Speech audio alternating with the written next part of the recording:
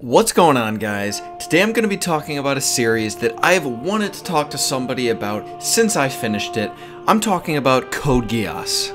Specifically, I'm going to be talking about the ending of Code Geass, so if you have not seen or read the series, let me tell you right now, this video is not for you, because the ending is pretty much agreed on by all people, the best part of it, and a lot of people would even go as far as to say it's the best ending in any series of all time.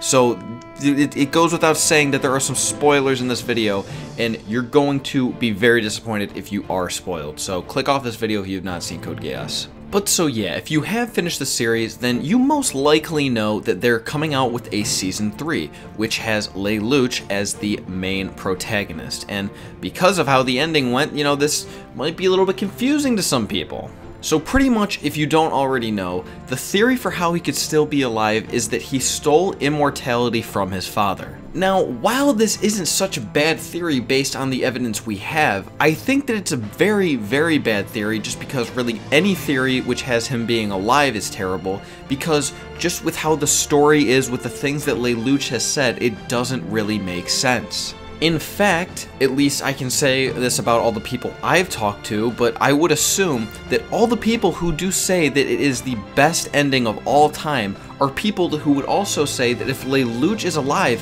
it would kind of ruin it. Like, it would still be a great ending, it's really cool how he ended the cycle of hatred, but it just doesn't have the right kind of symbolism, right? Like, he has to be the symbol that breaks that chain. Of course, you know, people think that he's dead, so that's all that really matters on the surface, but wouldn't it just be kind of lame if he was to somehow survive? And even more importantly than that, if you don't care about symbolism, if you don't think that it's the right thing, then keep in mind, in the very first episode, he said, "Those who are willing to kill should be prepared to die themselves." Now, okay, yes, of course, this is one of the greatest lines of all time, but, okay. Do you see how important this is? Like, what would that mean if he was not to die? Like, what would even be the point in saying that? And that in the very first episode, like, that's just so crucial. For him to drop that line in the first episode and then go on for the entire series killing so many people, I mean seriously, you know, obviously he's mainly killing the bad guys, but he is also getting his own people killed. It's not like he's going out and commanding them to be killed, of course, but he is sending his army to death all the time. It's the thing that we always, you know, hear about with commanders having all of their troops killed because they send them to their deaths. Throughout the series, he is seen as this evil mastermind who doesn't care about the lives of his soldiers. He just wants to accomplish his goal. And he even himself has kind of a struggle with this. He's like, is what I'm doing okay? Is this all right? But it all comes back to that very first thing he says.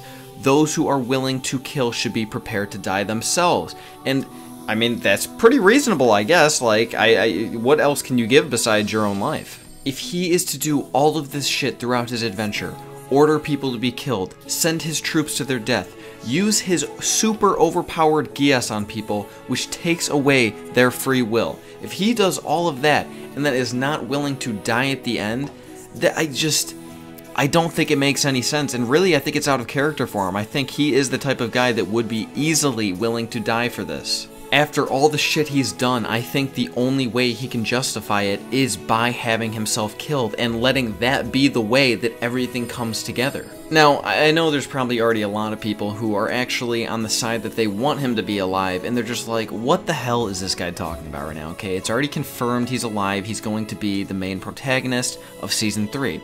Okay, I understand that, like, it's now confirmed that he is alive. But for one thing, I don't think that was the original intention, okay? I think that at the ending of Code Geass, because, you know, it's a very good series throughout. I thought it was very enjoyable, very cool, you know, character designs, very cool, just concepts of battle. I thought it was all good, it was entertaining, but I think, like most people, was not even close to prepared for the ending. Like, it completely took the entire show to a whole new level. You get to look back on everything that's happened, and it's just completely changed. I think something pretty similar reflected this behind the scenes where, you know, it was a pretty good series throughout. They were able to put a decent amount of money into it. They had a second season. It was all good. And then they had that ending and the series exploded. Like, it became this super ridiculous, amazing thing. A lot of people consider it to actually be the best series of all time. I don't even come close to considering it that. I think it has the best ending of all time. But I still think it's very good overall. And this ending really changed a lot of things for, like, all the money, the merchandise coming in because of this show. And although it is a pretty late response, Season 3 is coming significantly later than Season 2, I think it still makes sense really when you consider all the factors like, oh, I don't know, after Season 2 ended, the hype around Code Geass did not die for, like, pretty much ever. I would say it's still going on, really. Like, they don't have any actual reason to make a Season 3 until, I guess, more now-ish, because it slightly died down. And that's the thing, now that it's like, it was doing so amazing, they were making so much money off of it, and now it's still a great series, you know, people talk about it a lot, they make a lot of videos on it and whatnot, but it's lower than it was when it first exploded.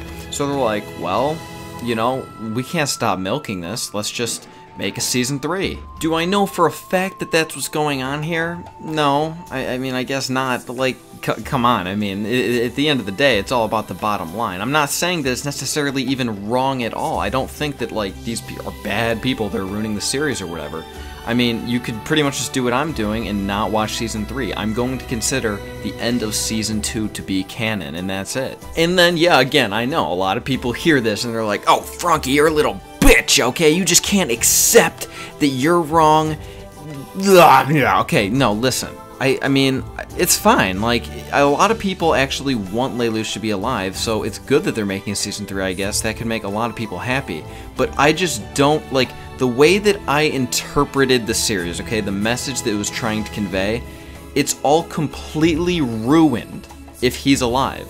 Like, that's, I mean, I want to say, like, you know, there's still a lot good about it, but I just, the way that it ended, I don't know if that's really the case anymore. I really think that if he is not dead, then it doesn't make sense at all. And people can disagree with me. I know a lot of people are going to disagree with me. That's fine. I'm not saying you're stupid. I'm just saying that that's the way I interpret it, and I understand that a lot of other people won't, so it's great that they are making a Season 3. I'm just going to consider only Season 2 to be canon. So that's pretty much all I have to say on this topic. I'm sorry this was a lot shorter of a video. I kind of expected that I'd have a lot more to talk about. I kind of thought I would, like, run through all the great things about this series, like what made the ending so awesome, but I kind of just got right into why the ending had to be the way I see it, and how Season 3 I'm not really a fan of happening. If you guys did enjoy this type of video, if I get a lot of good feedback from it, a lot of, like, thumbs up and everything, then I guess I could maybe make, like, a video just about that, like, kind of going through how there was so much build up to the ending, like what exactly in my eyes makes the ending so awesome. But yeah, once again, sorry about the shorter video. But if you did enjoy this video, remember to give it a thumbs up and subscribe if you haven't already. Remember to leave me a comment letting me know what kind of videos you'd like to see in the future, theories for One Piece, different versus battles ideas, even other anime, just like this kind of video I did, a random one. That's pretty much all I got to say, so I will talk to you guys on Sunday.